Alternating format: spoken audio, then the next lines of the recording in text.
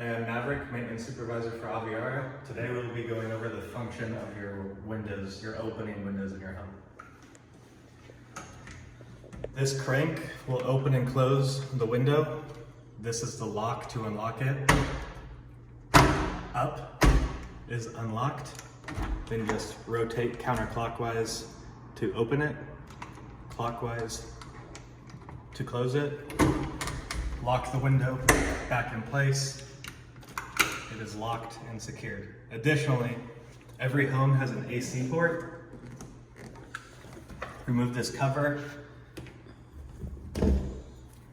Add this piece to the end of it.